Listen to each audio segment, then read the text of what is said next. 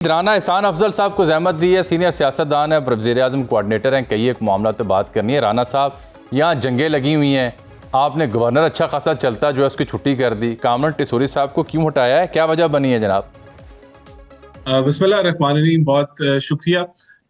अजमल साहब, ये कोई एकदम से नहीं हुआ। इसके ऊपर गुफ्तगू जो है वो बड़े अरसे से जारी थी, और जो पावर शेयरिंग फार्मूला तय हुआ था उसके अंदर ये जो सिंध की गवर्नरी है ये पीएमएलएन के पास आनी थी, और पंजाब की जो जो गवर्नरी है वो पीपल्स पार्टी की तरफ जानी थी। और ये क्योंकि गवर्नर पहले से जो है वो अपॉइंटेड थे, तो हमने तो बड़ी डिले के अंदर जो है वो फैसला किया है, कोई जल्दबाजी नहीं हुई।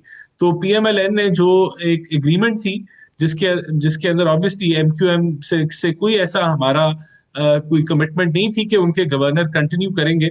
तो ये it was a decision which was pending, जिसको अब हमने ले लिया है। Decision which was pending. ये पावर शेयर फार्मूला क्या एमक्यूएम के साथ भी था? पीपल्स पार्टी और नून लीग का नहीं था?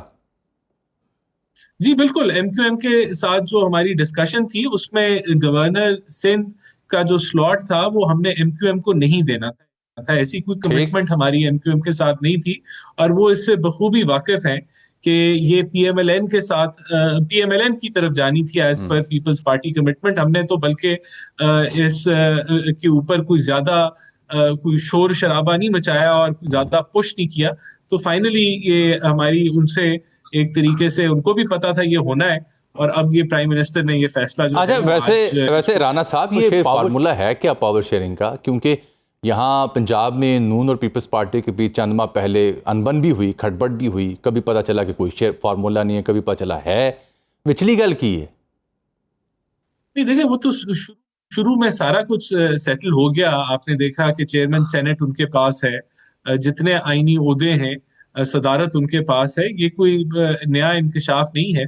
उसी जो है वो शेयरिंग के तहत हमने तो इनको कैबिनेट का भी जो है वो उसमें भी हमने इनको कहा था कि आप इंक्लूड हो जाए इनिशियली, शुरू शुरू में। लेकिन फिर ऐसा नहीं हुआ।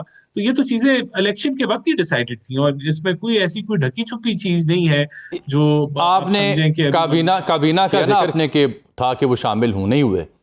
तो ये भी इत्तलात आ रही हैं, मेरे पास कुछ इत्तलात है मिली जुली, कि गालिबन ईद के बाद काबीना में रद्दोबदल भी हो रहा है, पोर्टफोलियो चेंज हो रहे हैं, या कुछ वज़रा की छुट्टी, कुछ नई इंडक्शन। उसमें क्या पीपल्स पार्टी भी आएगी? ऐसा कोई इम्कान मेरी नॉलेज में नहीं है कि पीपल्स पार्टी कैबिनेट का हिस्सा बनेगा। और कैबिनेट की रीशफलिंग की बातें भी कोई ऐसा कोई जोर नहीं उन्होंने पकड़ा हुआ कि ये कोई लग नहीं रहा कि फौरन कोई इस पे कोई फैसला होने लगा है। लेकिन ये प्रेरोगेटिव प्राइम मिनिस्टर का होता है। कोई मुझे फौरन अभी हाजिर तो मुझे कोई ऐसा मेरी नॉलेज में नहीं है कि नहीं है कोई चीजें तब्दील होने इट इज़ एक्सपेक्टेड। दो बहरहाल एमक्यूएम वाली कहानी जो है ना, वो तो कह रहे हैं कि जवाज़ ही नहीं समझ आ रहा क्यों हटाया गया, और कुछ रहनुमाओं का तो ये बयान ऑन रिकॉर्ड है कि गवर्नर के हटाने का इल्म हमें मीडिया से हुआ। आपको क्या लगता है, एमक्यूएम तो माजी में धमकियां देती थी फिर हुकूमत छोड़ने की, अब भी क्या मुत्तहिदा हुकूमत छोड़ सकती है? देखिए, मेरा नहीं ख्याल कि कोई ऐसा कोई मामला बनेगा, क्योंकि एमक्यूएम के साथ हमारी इस गवर्नरशिप के ऊपर कोई कमिटमेंट नहीं थी। तो ये अगर कोई ऐसा तासुर दे रहा है विद इन एमक्यूएम, तो मेरे ख्याल से ये उनको कोई किसी ने बताया नहीं होगा कि ऐसी कोई कमिटमेंट नहीं थी कि गवर्नरशिप जो है वो एमक्यूएम के पास ही रहेगी। बल्कि हमने तो 2 साल अच्छा, यही मैं राना साहब आपसे समझना चाह रहा हूं, क्या मजबूरी थी कि कामरान टिसोरी साहब को फिर ना हटाया जा सका? सादा सा मैं सवाल आपसे कर रहा हूँ, क्या वजह बनी कि पावर शेयरिंग फार्मूला है भी नहीं उनके साथ, और फिर भी आप कार्रवाई ना कर सके? क्या मजबूरी थी कि उनको आप लगाने पर मजबूर थे और अब आके हटाया?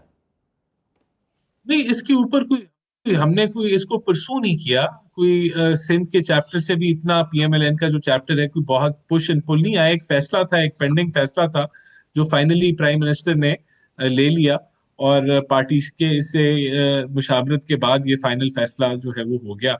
तो कोई मजबूरी नहीं थी। हम तो मैं आपको बड़ा क्लियर बता रहा हूँ कि हमारी ऐसी कोई कमिटमेंट भी नहीं थी एमक्यूएम के साथ, तो उनका कोई इतराज बनता भी नहीं है। अच्छा, ये बातचीत तो ये पिछले 4 5 6 महीने से चल रही थी।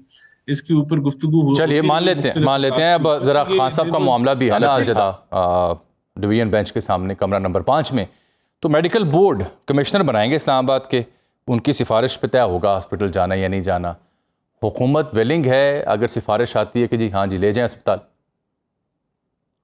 देखिए बिल्कुल, अगर अगर अगर हम तो पहले दिन से ये कह रहे हैं कि अगर जो मेडिकल बोर्ड पहले बनाया गया था, अगर वो भी रेकमेंड कर देता कि खान साहब का इलाज जेल में नहीं हो सकता, वो इलाज अस्पताल में ही होगा, तो उनको अस्पताल मुंतकिल कर दिया जाता। इसके ऊपर हमने तो कभी कोई रेजिस्टेंस नहीं दिखाई कि अगर डॉक्टर की हदायत होगी कि इनका बेहतर इलाज सिर्फ वहीं हो सकता है, तो हम उसकी जगह उनको जेल में बंद करके रखें।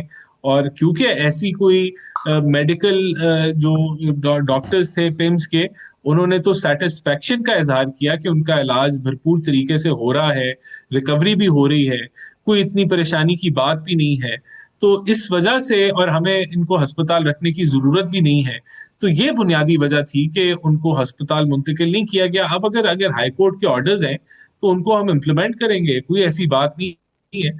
हमारा कोई इसके अंदर उनको खुदा ना खास्ता कोई उनका इलाज को रोकना तो हमारा कभी भी मकसद नहीं रहा। उनका प्रॉपर इलाज होता रहा। और देखें ना, इसमें उनके एक नहीं दो नहीं तीन सदाएं थीं जो मुस्तरद हुई हैं। अहले खाना की मुलाकात हो, ज़ाती मुआलजीन को एक्सेस का मामला हो, अस्पताल मुंतकिल करना हो, ये सब ज़ेर बहस आया और फैसला तो 3 सफ़ों का आ चुका है सामने, जिसमें उन्होंने प्लान चॉकआउट किया है, कमिश्नर बोर्ड बनाए।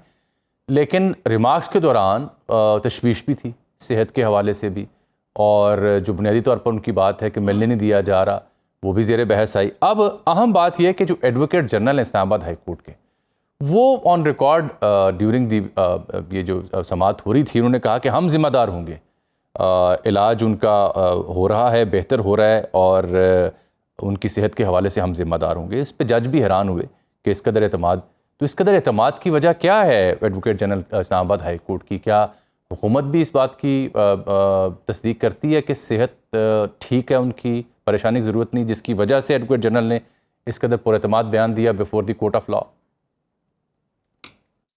लेकिन बिल्कुल, ये तो रिकॉर्ड की बात है कि पिम्स के डॉक्टर्स का जो प्रेस रिलीज आया, उसने इस चीज को एक्नॉलेज किया कि बहुत इम्प्रूवमेंट है और इलाज बिल्कुल बेहतरीन तरीके से हो रहा है।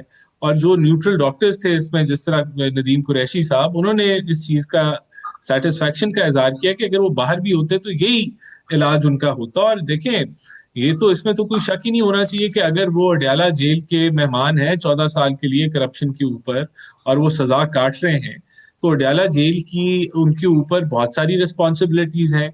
उनके प्रिजन रूल्स हैं, उनके जेल मैनुअल है, उसके मुताबिक उनको ट्रीट करना है, उससे बेहतर ही ट्रीट किया जा रहा है। तो उस दौरान बिल्कुल जो सेहत का मामला है और जो डॉक्टर्स की रसाई है या उनको प्रॉपर इलाज कराना है, वो जिम्मेदारी अडयाला जेल की इंतजामिया की है। ये तो, और कोई इससे कतरा नहीं रहा, कोई ये नहीं कह रहा कि हम इसके लिए रिस्पॉन्सिबल नहीं है। जब तक वो वहां है तो जो उधर के डॉक्टर्स हैं, जो उधर की एडमिनिस्ट्रेशन है, वो उसकी जिम्मेदार है। चलें ठीक है, ये तो हुकूमती स्टेटस पोजीशन है ना, लेकिन सादा सी बात कर लेते हैं राना साहब, वो ये कि बोर्ड अब बनेगा, बोर्ड बनता है और बोर्ड में वो 2 डॉक्टर्स भी शामिल हैं जो पहले से चेक कर रहे हैं, डॉक्टर आरिफ और दीगर कुरैशी साहब जो हैं, और वो ये तय करते हैं कि हाँ जी अस्पताल मुंतकिल करना है खान साहब को, तो फिर हुकूमत को कोई एतराज़ तो नहीं होगा? नहीं, देखें, होना नहीं चाहिए, मेरे ख्याल से बिल्कुल नहीं होना चाहिए। अगर डॉक्टर्स, जो मेडिकल बोर्ड है, जो कोर्ट ने ऑर्डर किया है कि उसको कमिश्नर तश्कील देगा, और वो खान साहब का जो है वो एक मेडिकल रिव्यू करता है, और उसके अंदर वो समझता है कि कोई उनका ऐसा इलाज बाकी है, या उनकी रिकवरी में कोई इशू है, या कोई नई कॉम्प्लिकेशन है जो जिसके लिए उनको हॉस्पिटल शिफ्ट होना है, और वो ऐसी रिकमेंडेशन देता है, तो ऑब्वियसली हम कोर्ट की हदायत के मुताबिक भी पाबंद है ना। हमने पहले इस चीज से कोई कहा है कि हम नहीं करेंगे, तो हम उनको बिल्कुल फैसिलिटेट